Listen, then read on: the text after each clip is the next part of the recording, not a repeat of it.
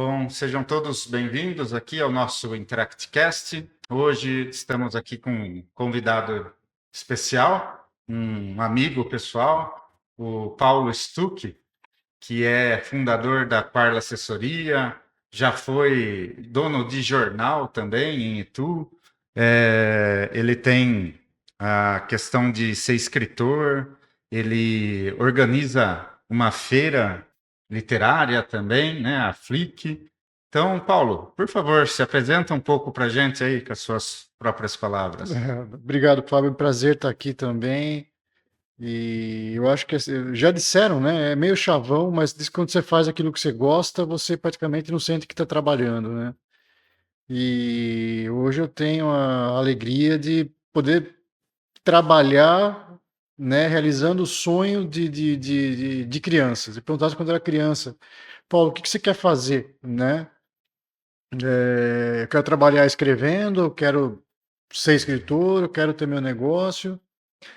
E tinha o sonho de ter um evento literário. Então, praticamente, eu posso dizer que hoje eu trabalho em cima de sonhos realizados. Isso é muito legal. É cansativo, é multifunção, mas é muito legal. É uma coisa que nem todo mundo alcança, né? Conseguir trabalhar com o que sonhou. Mas sua carreira começou como jornalista. Isso, eu sempre escrevi, né? Desde criança eu escrevo. O primeiro livro que eu escrevi eu tinha 9 anos. Eu venho de uma família de professores, de leitores, então eu lembro o exemplo, assim, depois do almoço na casa da minha avó, minhas tias, cada uma com um livro na mão, lendo, né? E eu cresci assim, né? Primeiro apaixonado pela leitura e depois, em seguida, pela escrita. E escolher jornalismo foi mais ou menos natural por isso, né? E comecei como jornalista esportivo e trabalhando tanto para jornal impresso como para rádio também. E calhou depois de 2 anos, já era editor de esportes do jornal que eu trabalhava em Itu. Surgiu a oportunidade de trabalhar numa revista. Revista E esportiva também. não, Não. revista especializada no segmento gráfico. Daí você mudou Daí eu de mudei setor. de ramo. Mudei de ramo, comecei a trabalhar nessa revista, chamava, né, Desktop Publishing. E fiquei 13 anos trabalhando lá e aprendi com o meu chefe, com o Ismael, enfim, na época, tudo o que sei até hoje sobre esse mercado gráfico, né, sobre mercado de impressão. E em 2008, ainda trabalhando lá, eu montei minha empresa, comecei a trabalhar com assessoria de imprensa, fiz pós-graduação, fiz mestrado e A nunca Parla mais você montou trabalhando no jornal, você não parou, trabalhando na largou tudo. revista, isso. Eu ainda trabalhava na revista. É, e era mais ou menos assim, ela funcionava dentro dessa revista, né? Dentro da revista não tinha o nome de Parla na época ainda, mas e depois em 2012, quando eu saí realmente da revista, aí foi voo solo mesmo, e aí a Parla virou Parla, né? E aí me tornei, além de jornalista, me tornei também um pouco empresário. E nessa época aí você já era escritor também, porque você tem uma carreira sólida já como escritor de É, romance. eu sempre escrevi, mas era um hobby, né, Fábio? Assim, eu levava a escrita como um hobby. Escrevia para mim, muito para mim. Então, eu tenho vários livros escritos, eu escrevi para mim. Eu tenho muita vergonha de mostrar para os outros. Para mim, nunca estava bom o suficiente. Foi em 2008 que eu decidi tentar publicar, ainda com autopublicação, pagando, né, para publicar o meu primeiro livro, Natal Sem Mamãe. Foi pela editora Cortez, lá de São Paulo. E aí não parei mais de publicar. Publiquei um outro livro em 2010, publiquei um outro livro em 2011, outro em 2013, né? E em 2019, com a filha do Reich, que eu consegui realmente entrar no circuito das editoras profissionais, né? E não da autopublicação. Então eu tenho um contrato, eu não pago para publicar, né? Uhum. Mas tudo começou aí com a filha do Reich, e da filha do Reich para cá já foram mais 5 livros publicados, ano que vem sai mais um. 5, cara. E como é que você concilia essa questão de escrever romance, que não tem nada a ver com assessoria de imprensa, e essa. Porque demanda demais ser assessor de imprensa, seus clientes são empresas grandes, multinacionais, tem grande demanda. Como é que você concilia tudo isso aí? Eu acho que eu descanso escrevendo, né? Eu trabalho escrevendo e eu descanso escrevendo. Então, escrever romance, escrever histórias, enfim, brincar com a fantasia, né? É uma forma que eu tenho também de relaxar. Então, às vezes, num dia mais tranquilo no escritório, aproveito para escrever, mas na maior parte das vezes é de noite, né? E aos fins de semana. Então é um hobby profissional. Não é um hobby profissional. Te É ajuda. quase como se fosse. Tem vezes que, por exemplo, quando eu estou engatado realmente numa história, eu chego a levantar mais cedo, tipo 4 da manhã, para escrever até a hora de sair para o escritório. Então, e é gostoso, é algo que não me cansa. O estresse vem depois, quando o livro está pronto, e daí começa aquele processo de mandar para a editora, o editor fazer a revisão, aí começa aquela apreensão, né? Começa a virar profissional, começa o trabalho, começa a ficar profissional. Aí a coisa, aí deixa de ser um hobby e aí vira trabalho também. Mas a parte da produção, a parte da escrita em si, para mim é um lazer. E tanto que é profissional, como você já tem aí umas indicações, acho que 2, se eu não me engano, Uhum. para o Prêmio Jabuti, né? Isso, Para finalista, do Prêmio né? Do Prêmio Jabuti. Jabuti. E, cara, não é todo escritor que alcança, né? Esse patamar aí. Foi uma surpresa, assim, eu, de novo, né, quando eu falando de sonhos, né, eu nunca imaginei, nunca imaginei ser indicado para o Prêmio Jabuti. Antes da Filha do Reich, eu havia concorrido, as editoras costumam escrever, né, as obras, mas eu nem cogitava, e mesmo com a Filha do Reich, eu não estava nem acompanhando a, o resultado da premiação, eu não estava nem na expectativa e eu estava trabalhando, eram umas 10 e pouco da manhã, eu estava trabalhando quando começou a vir Mensagem. mensagens assim no Instagram, no WhatsApp, dando parabéns. E eu achei na época, como eu estava publicando alguns artigos no Estadão Digital, eu achei que era por causa de algum texto que eu tinha escrito, enfim. E quando eu fui ver, era a minha assessora, era o João Cortés, que foi o primeiro editor, meu agente literário, me dando parabéns, semifinalista, tal, do Jabuti. Aí a ficha acho que demorou aí uns uma hora mais ou menos para cair, né? E daí agora esse ano aqui de novo, isso foi em 2020. E esse ano aqui de novo eu fui finalista com o Homem da Patagônia, que foi o meu último livro, né? Que eu lancei. Sim. E mudou alguma coisa na sua carreira como escritor? Vamos dizer assim, agora você é considerado um professor, um escritor É, profissional, né? exato, mudou tudo. Eu acho que antes você batia na porta das editoras pedindo pelo amor de Deus, né? Para o pessoal dar uma olhada no teu original, para se tem interesse em publicação. E agora os editores me ligam, as pessoas de editoras me ligam falando sobre o projeto, querendo trabalho de ghostwriter, é, publicando, pensando em, você já tem novo livro, já tem editora, você já está fazendo, como é que tá? Está com um novo projeto? Mudou a Então, dinâmica. mudou total, mudou total. Eu acho que a partir do Jabuti, eu me tornei escritor profissional mesmo, né? E falando em projetos, você tem um roteiro para filme, é isso? Um dos seus livros vai ser adaptado, Na tá? verdade, são os dois, né? A Filha do Reich, ele vai ser adaptado para cinema, para filme, para streaming. Já está com o contrato assinado, estão em fase de captação de recursos, já tem o roteiro já está pronto, não fui eu que fiz, mas o roteiro já está pronto. O diretor já está escolhido, vai ser o Manguinha, filho do Carlos Manga, que trabalhou na Globo, foi diretor na Globo. E está em fase de captação de recursos e de uma possível coprodução Brasil e Alemanha, né? Porque o livro fala sobre a Segunda Guerra Mundial. E o Homem da Patagônia também está na mão de uma agência nos Estados Unidos. Ela é produtora especializada em América Latina, mas fica nos Estados Unidos, fica em Miami. E tem grande penetração no mercado argentino.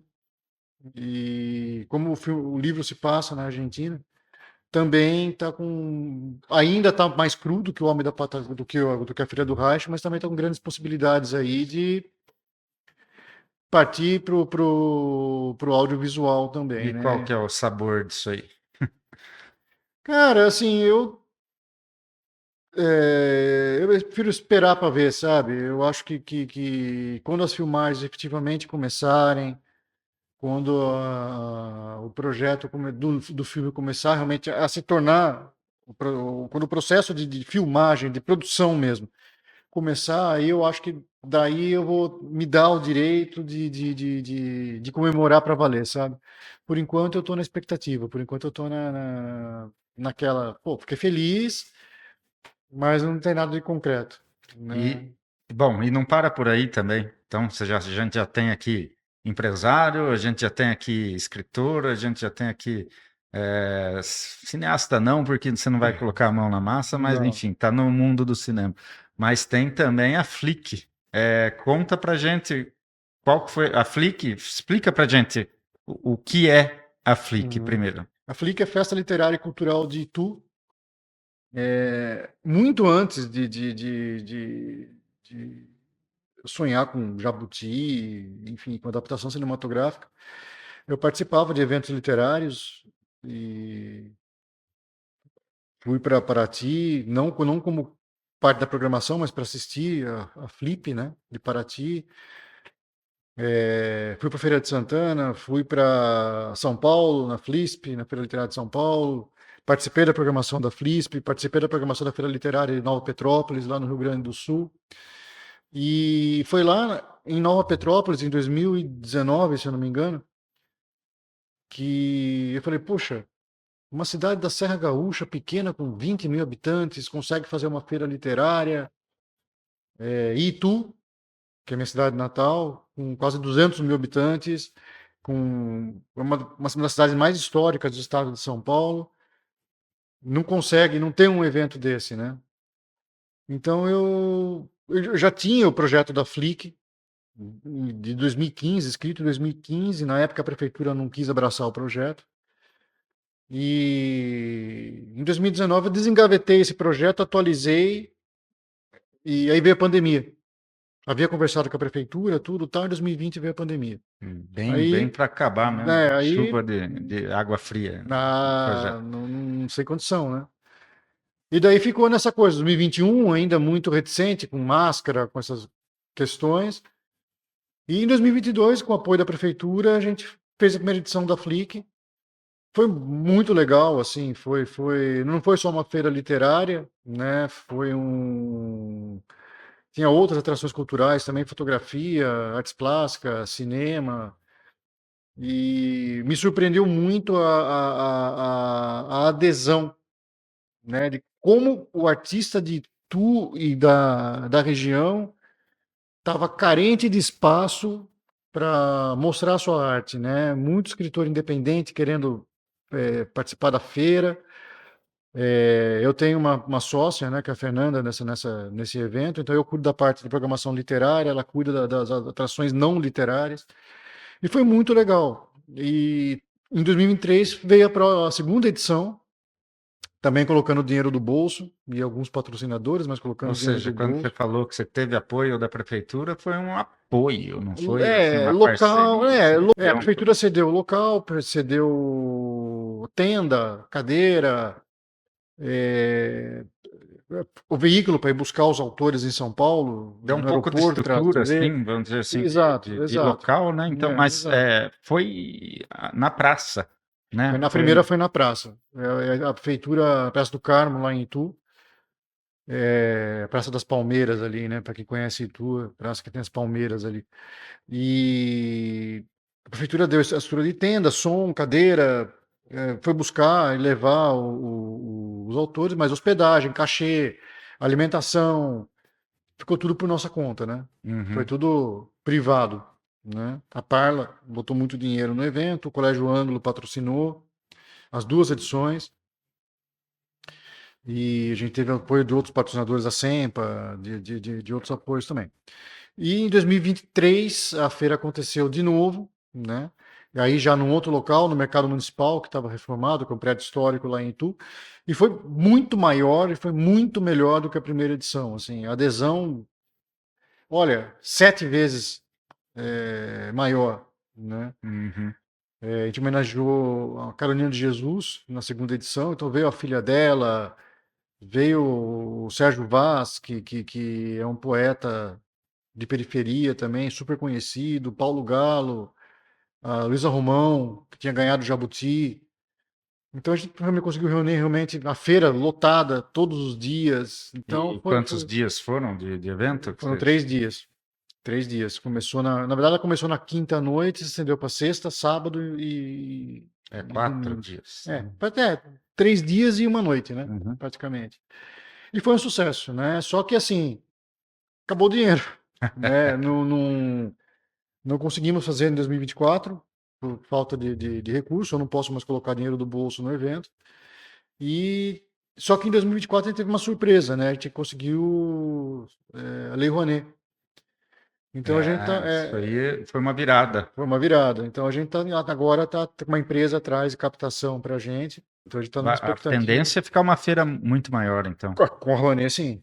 Com a Rouanet, sim. A nossa ambição é, se der tempo de captação, para, se não para esse ano aqui, fazer, talvez esse ano aqui o evento ainda fique um pouco menor, mas para o ano que vem, para 2026, fazer um evento aí sim muito maior. Sempre sediado em Itu. A intenção que sim, Fábio, porque assim, não é por um apego especial à cidade, nem pelo fato de eu ser ituano, mas eu acho que é, Itu não deixa de ser um personagem da feira, né? Pela função histórica, tanto que a gente quis fazer a feira em espaço aberto, né? Justamente para Por causa do pano de fundo ali. exato, né? Porque como exemplo, assim como a Paraty, por exemplo, né? Que a cidade ela faz parte ela não é só sede, ela faz parte da estrutura da feira, né? Certo. E, E a intenção é que tu seja também, né? sim. Você acha que a questão de Itu ser uma cidade histórica, então, é um dos atrativos para o público? Sim. Porque o público não é só de Itu. Na Vem, verdade, o público não é de Itu. O que a gente menos teve nas 2 edições do evento, proporcionalmente falando, foi ituano participando, né? Cara, tinha gente de tudo quanto é lugar, de São Paulo, Campinas, Indaiatuba, Salto, muita gente de Salto, que é vizinho, Sorocaba, então Jundiaí, então você diria proporcionalmente, que a feira, não que precise, mas ajuda a colocar Itu de volta no mapa cultural, assim. Ou é muita sim, ambição? sim, sim, sim. A intenção é, inclusive, fortalecimento da marca, né, da Flick e a recorrência, né, da organização do evento. A intenção é que tu fique marcado como uma cidade que assim como Paraty, se fala Paraty, você lembra da feira literária, né? Que tu também fique marcada como no estado de São Paulo como referência em evento cultural e literário, que é uma coisa que eu acho que falta muito, né? Falta muito para o Brasil de uma forma geral, mas para Itu, como uma cidade com potencial turístico e histórico que tu tem, eu acho que falta projetos culturais, e eu posso falar literário porque é a área que eu trabalho. Sim. Falta projetos culturais para a cidade. Bom, a gente deseja muito sucesso para a Flick, mas agora a gente vai voltar um pouco para o âmbito empresarial, né? Falar um pouco mais sobre a Parla, que está com 17 anos agora 17 em anos. abril, né? Ou seja, está quase maior de idade já, está fazendo quase 18 aí. O mercado que vocês atuam é prioritariamente do mercado gráfico, os clientes que a Parla tem assessoria? Mercado industrial, diria assim, de máquinas, né? Porque como eu trabalhei por 13 anos como jornalista nesse segmento, quando eu montei a empresa, é natural que meus primeiros clientes e meus maiores clientes viessem do segmento gráfico, né? E assessoria de comunicação, de uma forma geral, Fábio, ele é relacionamento, né? Eu fico um pouco reticente, temeroso, você sabe disso, a gente já trabalhou junto várias vezes, com essas empresas que fazem tudo, sabe? São suas empresas, até atende todos os segmentos, todos os mercados, né? É complicado, porque para você fazer uma boa assessoria, você tem que conhecer o meio, você tem que conhecer os segmentos, você tem que conhecer os jornalistas que trabalham nesse meio. Hoje, né, mais do que nunca, porque mudou há 17 anos atrás, você falava de relacionamento com revistas, né?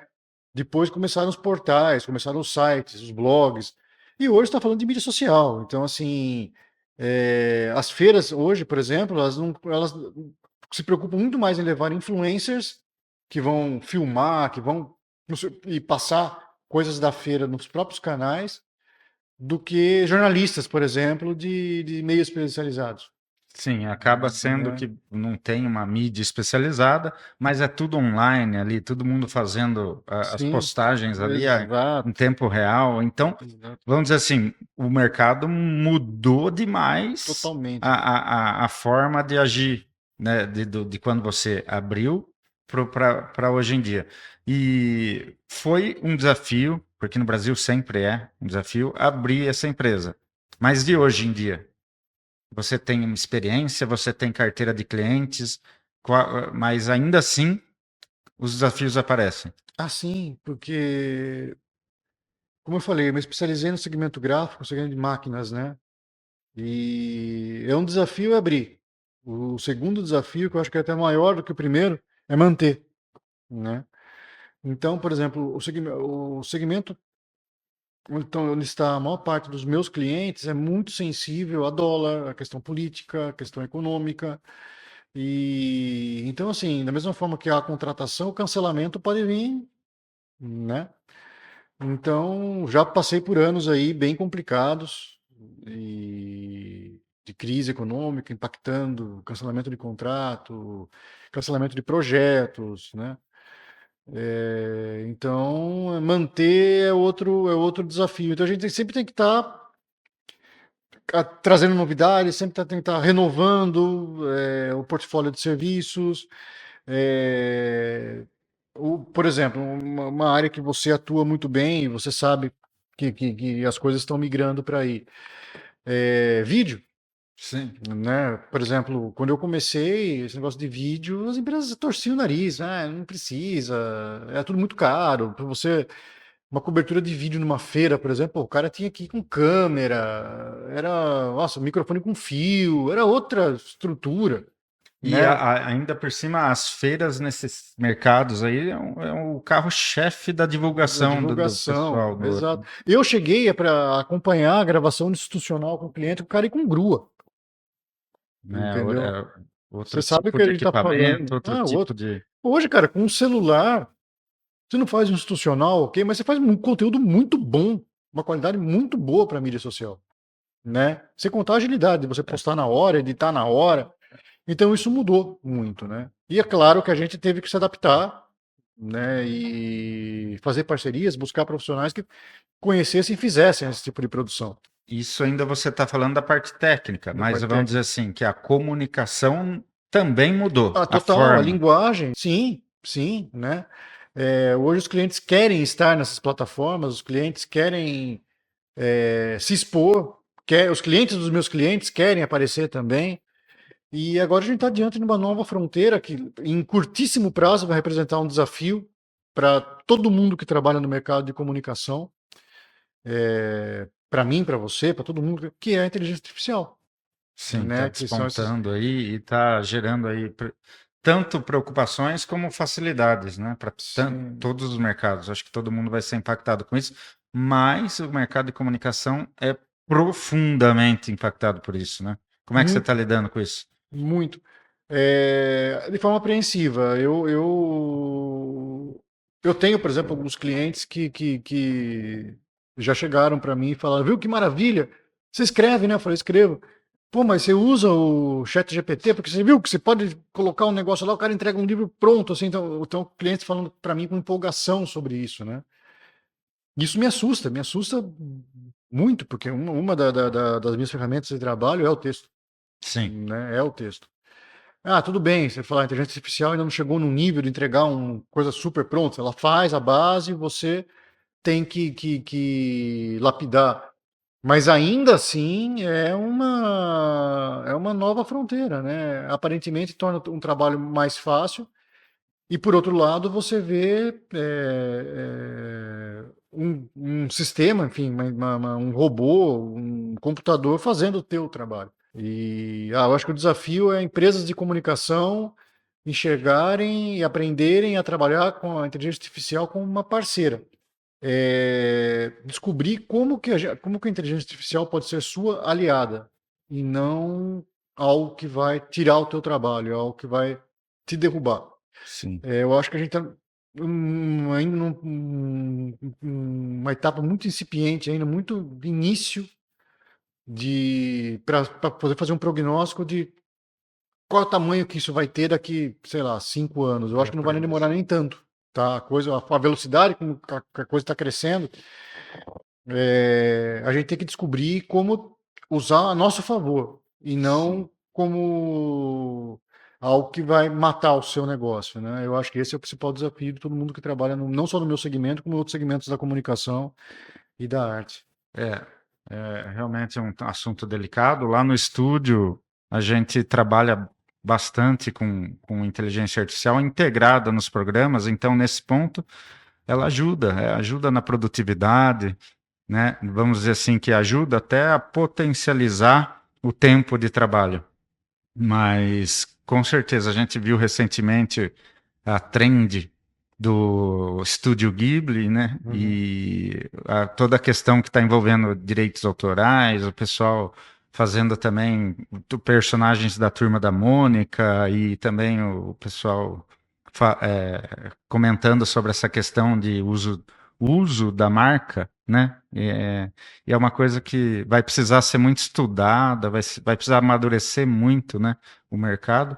E até também talvez vai ter umas mudanças, né, na questão das leis vigentes por conta dessa nova tecnologia, que é uma coisa nova, ninguém sabe direito como lidar com isso, na verdade, né? Uhum. Então acho que vai ter que ter uma adaptação do setor em cima disso e acredito que no setor de comunicação também, né? Vai ter que regulamentar. Eu acho assim, a beleza da arte, do texto, da filmagem, do vídeo, da foto, porque é difícil, né? Então, quando você olha assim uma fotografia, por exemplo, fala, pô, quanto tempo o cara ficou ali parado para tentar pegar aquele clique, aquele momento, né?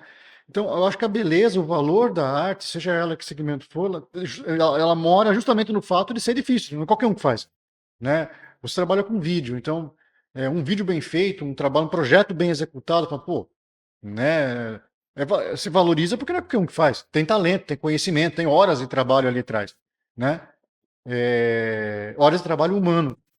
Sim. E de repente você vê um sistema gerar uma imagem em questão de minutos, né? Dublar um vídeo em questão de minutos. Ainda não está perfeito, talvez ainda não seja algo profissionalizável, mas Mas não vai demorar ficar. muito para ser. Não vai demorar muito para ser. Vai ficar profissionalizável, né? E a gente vai ter que lidar com isso. E aí é o grande perigo, né? Isso que me frustra, né? Toda aquela beleza que você vê e fala, porra, quanto tempo o cara demorou para fazer um negócio desse, né? Uhum. Se torna algo totalmente artificial, né? Tira o fator humano. Você diria então que o maior desafio hoje que a Parla vai enfrentar é essa adaptação aí com essa nova tecnologia. É você descobrir como eu posso empregar a inteligência artificial para ajudar meus clientes, né? Então, por exemplo, na estratégia de divulgação, na estratégia de mídia, ela pode ser útil, né? Para você ter ideias, para você ter insights, eu acho legal, né?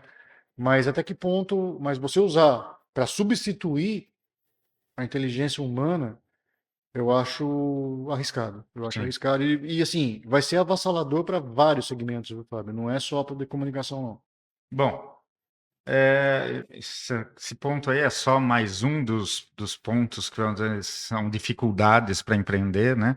E você, com esse tempo todo de mercado, tem alguns aprendizados acumulados aí, vamos dizer assim, para uma pessoa que é inexperiente, é jovem e está querendo ingressar nesse mercado de comunicação, você tem uns recados, algumas dicas para deixar? A minha origem é o texto, né? Então, eu sempre, como jornalista, sempre quis trabalhar em veículo impresso, nunca fui apaixonado pelo audiovisual, até hoje não sou. Apesar de hoje ser um dos serviços que a Parla oferece. Mas primeiro, assim, para quem, assim como eu, é apaixonado pelo texto, vem do texto e está migrando para comunicação, para assessoria de comunicação, enfim, leia muito, se aprimore, leia e tente seguir e acompanhar pessoas que você admira e que faz coisa boa, né? Para quem quer empreender, seja na área, em qualquer área que for, cara, não tenha medo de trabalhar, porque não cai do céu, sabe? É 0,01% daquele cara que acorda com uma ideia genial, que todo mundo acha que vai dar errado, e de repente o cara bomba e se torna, do nada, vira um mega empreendedor, né? Para a maioria é muito trabalho, é muito imposto, aprender a lidar com o ser humano, com gente.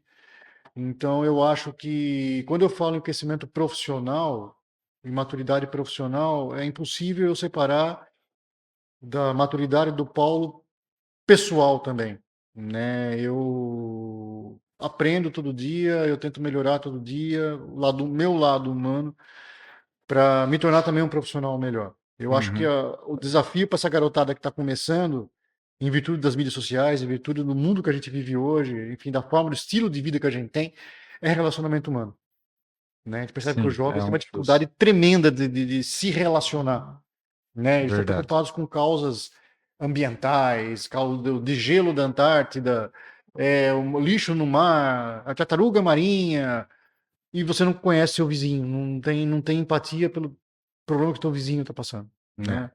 Então, esse fator humano, nos mantermos humanos, inclusive no trabalho, eu acho que é um desafio que essa nova geração vai ter que enfrentar e superar, né? tá certo. Bom, Paulo, quero agradecer aqui o seu tempo, a sua dedicação aí também Imagina. em ajudar a gente aí na nossa parceria, que é de longos anos aí que Longos anos, trabalhamos juntos, longos anos. e a sua presença aqui no InteractCast é mais do que um convite profissional, é um convite de um amigo para outro, tá? A gente deseja aí muito sucesso para a Parla, a gente deseja muito sucesso nos outros projetos, na Flick, com os projetos dos seus livros, que um dia você consiga ganhar o prêmio, né? Chegar na final e levar um jabuti para casa, porque a gente sabe aí que tem muito talento e muita dedicação aí, tá? Então, se você quiser deixar mais uma última mensagem, fica à A vontade. amizade é recíproca, a alegria de estar aqui é recíproco e eu quero parabenizar você pelo projeto, pelo crescimento da empresa, o crescimento das funções da Criar, com a Criar Interactive e desejar todo o sucesso do mundo aí para você também, cara. Legal. Então, fiquem atentos aí aos nossos próximos convidados e continuem acompanhando o InteractCast. Até mais.